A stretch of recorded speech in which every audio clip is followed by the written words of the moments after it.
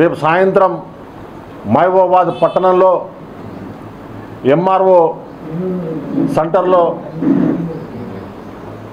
భారీ బహిరంగ సభను ఏర్పాటు చేసుకొని సన్నాహక సమావేశాన్ని ఈరోజు భారతీయ జనతా పార్టీ కార్యాలయంలో ఏర్పాటు చేసుకోవడం జరిగింది.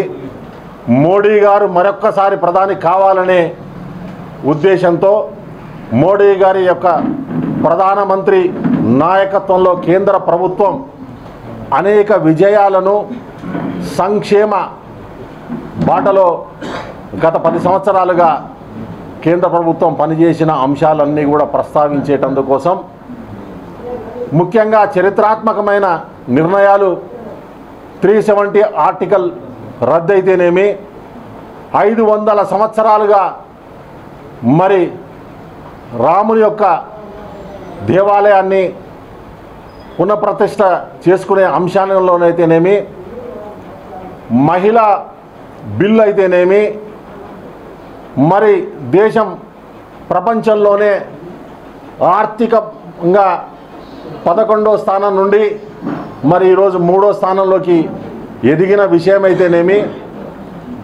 మరి పేద మధ్యతరగతి మహిళలు కోసం అనేక సంక్షేమ కార్యక్రమాలు విజయవంతంగా చేసిన అంశాలైతేనేమి మరి ఈ విజయ సంకల్ప యాత్ర లోపల ఈ విషయాలన్నీ కూడా ప్రజల మధ్యలోకి తీసుకెళ్ళి మరొక్కసారి కేంద్రంలో మోడీ గారి ప్రభుత్వం 370 సీట్లకు పైగా వచ్చే విధంగా ఈరోజు ఇక్కడ తెలంగాణ రాష్ట్రంలో సమాయత్తమైన విషయాన్ని మీ ముందుంచుతూ ఈ రాష్ట్రంలో బీఆర్ఎస్ ప్రభుత్వం ఏ విధంగా ప్రజా వ్యతిరేక అంశాలతోటి గత 10 సంవత్సరాలుగా పరిపాలన చేసిన విషయమైతేనేమి మరి కాంగ్రెస్ ప్రభుత్వం 6 గ్యారంటీలతో మోసపూరితమైన వాగ్దానాలతో ఏ విధంగానైతే అధికారం చేపట్టిన విషయమైతేనేమి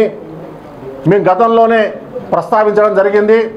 ఈ 6 గ్యారంటీలు కనుక అమలు జరపాలంటే 1,90,000 కోట్ల రూపాయల అదనపు భారం మరి రాష్ట్రం మీద పడుతుంది.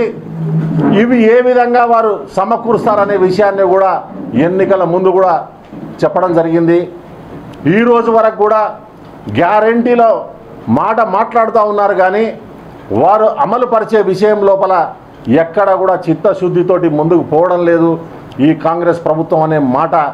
వారు ఎంతసేపు కాళేశ్వరం లోపల 3 లక్షల కోట్ల రూపాయలు వివిధ ప్రాజెక్టుల పేరుతోటి బీఆర్ఎస్ ప్రభుత్వం ప్రజల సొమ్మును వృధా చేసిందనే మాట మాట్లాడుతూ ఉన్నారు కానీ ఎక్కడ కూడా మరి ఇంతవరకు ఎంక్వైరీని వేసిన దాఖలాలు లేకుండా మరి అలా కాంగ్రెస్ బీఆర్ఎస్ దోబూచులాడుతూ ఉందనే విషయాన్ని కూడా తెలంగాణ సమాజం మొత్తం అర్థం చేసుకుందనే విషయం కూడా ఈ సందర్భంలో గుర్తు చేస్తూ ఉన్నాం. పరోక్షంగా భారతీయ జనతా పార్టీని బీఆర్ఎస్ ఏదో పొత్తు ఉంటుందనే విషయం లోపల ప్రస్తావించడం, పరోక్షంగా అనేక విషయాలు ఇద్దరికి 2 పార్టీల మధ్యలో ఉందనే మాటను చెబుతూ కాలయాపన చేస్తూ ఉన్నారే తప్ప ఈరోజు కాంగ్రెస్ ప్రభుత్వం పూర్తిగా బీఆర్ఎస్ నాయకులతోటి లాలూచికి లోనైందనే విషయాన్ని ప్రజలు కూడా గమనిస్తూ ఉన్నారు. కాబట్టిగా ప్రత్యామ్నాయం కేవలం భారతీయ జనతా పార్టీ మాత్రమే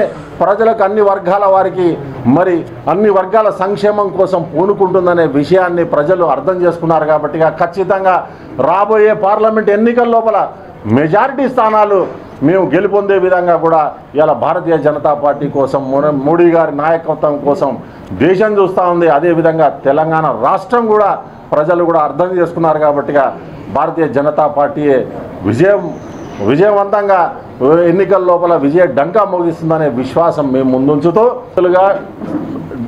డికే అరుణ గారు, రఘునందన్ రావు గారు, మరి రాజ్యసభ మాజీ సభ్యులు గరికపాటి మోహన్ రావు గారు వచ్చే విధంగా ఇప్పటికి సమాచారం ఉంది మా దగ్గర. వారందరూ కూడా పాల్గొంటారు.